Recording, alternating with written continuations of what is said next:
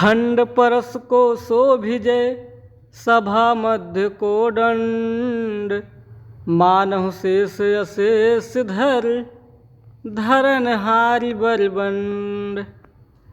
खंड परस को शोभिजय सभा मध्य को दंड मानहु शेष अशेष धरन हारि बलबंड। जय हिंद दोस्तों, आप सभी का स्वागत है हमारे YouTube चैनल जनता एजुकेशन केयर में। दोस्तों, आज हम कक्षा 11 के विद्यार्थियों के लिए रामचंद्रिका केशव दास द्वारा रचित रामचंद्रिका को पढ़ेंगे। रामचंद्रिका में माता सीता के स्वयंवर का वर्णन आज हम इसको देखेंगे। आगे आपको विश्वामित्र और जनक की भेंट का पाठ पढ़ाया जाएगा। दोस्तों, खंड परस को शोभिजय अर्थात खंड परस भगवान शिव के पर्यायवाची नामों में से एक है। जैसे शिव, गौरी शंकर, भोलेनाथ आदि नामों में खंड परस भी भगवान शिव का एक नाम है। खंड परस माने होता है दोस्तों भगवान शिव। शोभिजय माने सुशोभित हो रहा है। सभा माने सभा के मध्य, कोदंड माने धनुष। सभा के मध्य में सुशोभित हो रहा है भगवान शिव का धनुष। खंड परस भगवान शिव का, शोभिजय माने सुशोभित हो रहा है, सभा मध्य माने सभा के बीचों बीच, कोदंड माने धनुष। मानव शेष अशेष धर, मानो ऐसा लग रहा है, जनु जानो मनु मानो अर्थात दोस्तों उत्प्रेक्षा अलंकार है। मानव शेष अशेष धर, मानो ऐसा लग रहा है। शेष माने शेषनाग ने, अशेष माने समस्त, धर माने पृथ्वी का, धरनहार बलबंड। प्रचंड या बलबंड माने दोस्तों होता है प्रचंड या प्रबल। शेषनाग ने समस्त पृथ्वी के रूप को प्रचंड रूप में धारण करके, धरनहार माने धारण करके, कोदंड माने धनुष के ऊपर विराजमान है। मानो शेषनाग ने उस धनुष के ऊपर पूरी पृथ्वी का भार अपने अंदर ग्रहण करके उस धनुष पर विराजमान हैं। आइए आगे हम देखते हैं सवैया। शोभित मंचन की अवली गजदंती मई छवि उज्ज्वल छाई। इस मानो वसुधा में सुधारी सुधाधर मंडल मंडी जो नहाई। तामह केशव दास विराजत राजकुमार सब सुखदाई। देवन स्यों जनु देव सभा शुभ सिय स्वयंवर देखन आई। शोभित मंचन की अवली, शोभित मंचन की अवली। मंचन माने दोस्तों होते हैं मंच या पीठिकाएँ।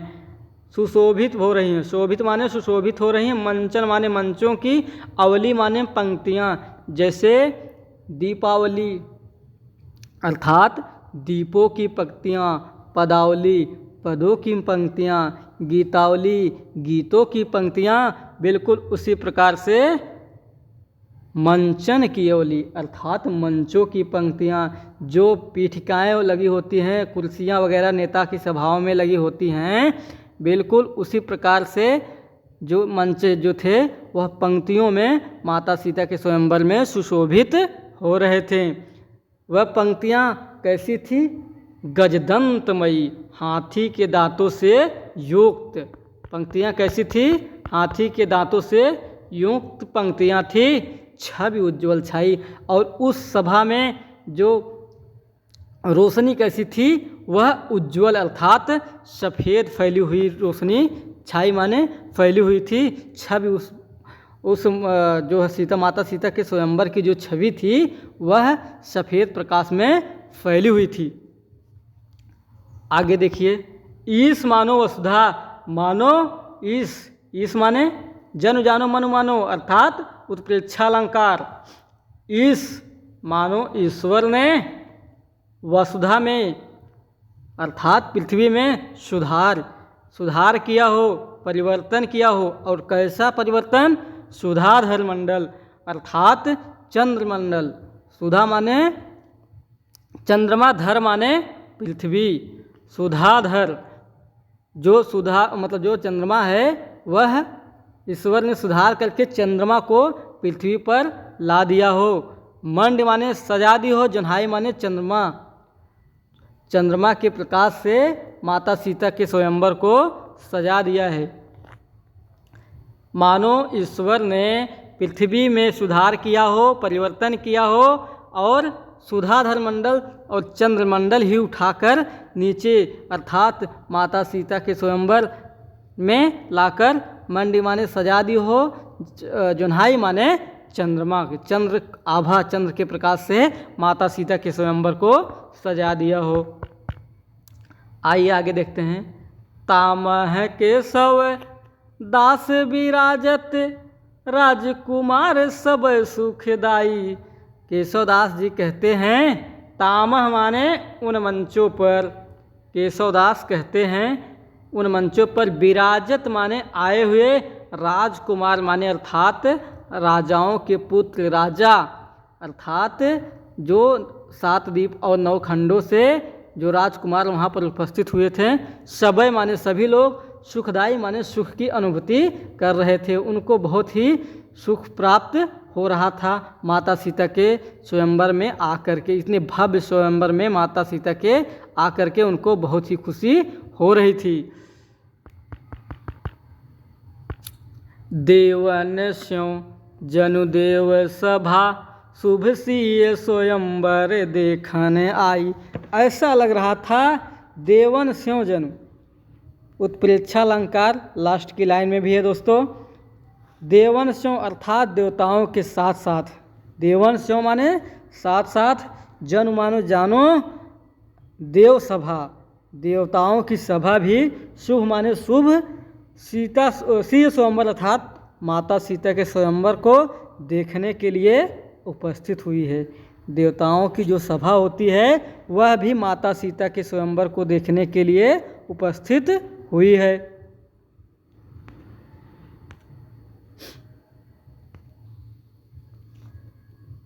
आइए आगे हम देखते हैं घनाक्षरी। घनाक्षरी छंद को देखते हैं दोस्तों आगे। पावक पवन मणि पन्नग पतंग प्रीति, जेते ज्योतिवंत जग ज्योतिषी गाए हैं। असुर प्रसिद्ध सिद्ध तीरथ सहित सिंधु, केशव चराचर जे वेदन बताए हैं। अजर अमर अज अंगी अनंगी सब, बरन सुनावे कौन ऐसे गुण पाए हैं। सीता के स्वयंवर को रूप अवलोकिबो, भूपन को रूप धर विश्व रूप आए हैं। पावक पवन, कौन कौन माता सीता के स्वयंवर में उपस्थित हुआ है।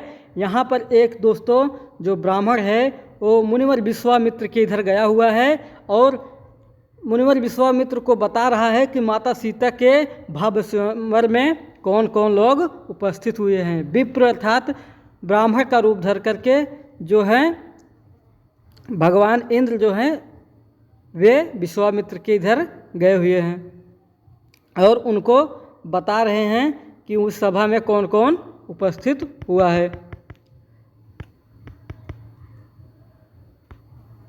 पावक माने अग्निदेव, पावक माने अग्निदेव, पवन माने वायुदेव, मणिपन्नग माने सर्पों के राजा वासुकी, पतंग माने सूर्यदेव, प्रीत माने पुरखे, जो पुरखे हैं, और वायु देवता, अग्नि देवता, मणिपन्नग और पतंग अर्थात सूर्यदेव आदि सभी माता सीता के स्वयंवर में उपस्थित हुए हैं। जेते ज्योतिवंत, जिसके ज्योति और यश कीर्ति को, जिसके ज्योतिवंत, जेते ज्योतिवंत अर्थात जिसके ज्योति और यश कीर्ति को, जग माने संसार में, ज्योतिषी माने ज्योतिषियों के द्वारा, गाय माने सुनाया गया हो। जिसके यश और कीर्ति के बारे में ज्योतिषियों द्वारा सुनाया गया है वे सभी लोग माता सीता के स्वयंवर में उपस्थित हुए हैं। असुर प्रसिद्ध सिद्ध, असुर प्रसिद्ध सिद्ध तीरथ सहित सिंधु, असुर माने राक्षस, प्रसिद्ध सिद्ध जिन्होंने, वे राक्षस जिन्होंने सिद्धियों को प्राप्त किया है, वे राक्षस जिन्होंने सिद्धियों को प्राप्त किया है, वे लोग भी माता सीता के स्वयंवर में उपस्थित हुए हैं। सिद्धि प्राप्त करने वाले अर्थात दोस्तों तपस्या के माध्यम से जिन्होंने भगवान को भी प्रभावित किया हो, देवताओं को भी प्रभावित किया हो, जैसा कि रावण ने किया था भगवान शिव को, तभी तो उसने सोने की लंका को भगवान शिव से दान में मांग लिया था। तीर्थ सहित सिंधु, तीर्थों के साथ साथ सागर भी जो है माता सीता के साथ माता सीता के स्वयंवर में उपस्थित हुए हैं। केशव चराचर जो वेदन बताए हैं, केशव दास जी कहते हैं जगत के वे सभी प्राणी, जगत के चराचर माने दोस्तों ब्रह्मांड के वे सभी प्राणी जिसके बारे में वेदों ने चर्चा की है, वे सभी माता सीता के स्वयंवर में उपस्थित हुए हैं। अजर अमर अज अंगी और अनंगी सब भरन सुनावे कौन ऐसे गुण पाए हैं। केशव दास जी कहते हैं कि वे लोग भी माता सीता के स्वयंवर में आए हैं जो अजर हैं, जो अमर है, जो कभी मर नहीं सकते हैं। अज माने जो अभी जिन्होंने अभी जन्म नहीं लिया है, वे भी माता सीता के स्वयंवर में उपस्थित हैं। अंगी शरीरधारी अर्थात जिसके पास अंग हो, अनंगी अर्थात बिना अंग वाले अर्थात भूत पिचास पिचासिनियाँ आदि वे सब जो हैं माता सीता के स्वयंवर में उपस्थित हैं। वर्ण सुनावे कौन ऐसे गुण पाए हैं, वर्ण करके कोई ऐसा इस संसार में कौन है जो माता सीता के भव्य सुंदरता की, सीता स्वयंवर के भव्य सुंदरता को वर्णन करके सुना सके। ऐसा इस संसार में कौन सा व्यक्ति है जिन्होंने ऐसे गुण अर्थात ऐसे ज्ञान को प्राप्त किया हुआ है। सीता के स्वयंवर को रूप अवलोकिबो, माता सीता के स्वयंवर को रूप को देखने के लिए, माता सीता के स्वयंवर के रूप को देखने के लिए भूपन का रूप धर, राजाओं का रूप धर के विश्व रूप अर्थात ब्रह्मा विष्णु महेश पूरा संसार जो है माता सीता के स्वयंवर में उपस्थित हो गए हैं। सीता के स्वयंवर को रूप अवलोकिबो, माता सीता के स्वयंवर को रूप को देखने के लिए, अवलोकिबो माने दोस्तों अवलोकन माने होता है देखना, उसी अवलोकन से यहाँ पर अवलोकिबे आया हुआ है। माता सीता के स्वयंवर को देखने के लिए भूपन माने राजाओं के, रूप माने शक्ल को, धर्म माने धारण करके, विश्व रूप अर्थात संसार के सारे चर अचर के सारे प्राणी उपस्थित हुए हैं। उम्मीद है दोस्तों इतना आपको समझ में आ गया होगा। आइए हम आगे देखते हैं।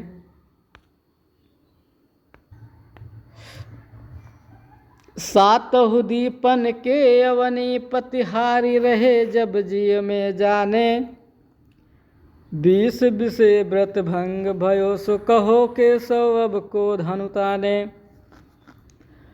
शोक की आग लगी परिपूरन आई गए घनश्याम बिहाने, जानक के जनकादिक के सब फूल उठे तर पुष्प पुराने। दोस्तों सवैया छंद है। आखिर की इन पंक्तियों में आपको कविवर केशव दास जी राजा जनक के मन की दुर्दशा को दर्शाते हुए कहते हैं। क्या कहते हैं? सातहु दीपन के अवनीपथ। सात, इस संसार में दोस्तों 7 दीप और 9 खंड पाए जाते हैं।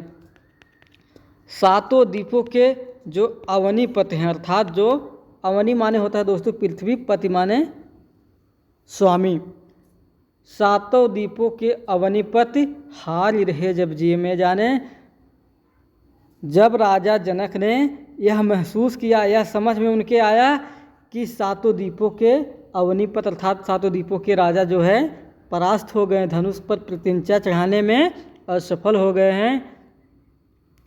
जब उन्होंने अपने हृदय में आभास किया, ही में जब जाने अर्थात जिय में जब जाने, अर्थात जब उन्होंने हृदय में महसूस किया कि अब शायद इस दुनिया में, इस संसार में, इस जगत में कोई जो है धनुष पर प्रतिज्ञा चढ़ाने के लायक नहीं बचा है। 20 विषय व्रत भंग भयो। राजा जनक ने अपने मन में सोचा कि उनका जो व्रत है वह संपूर्ण रूप से भंग हो गया।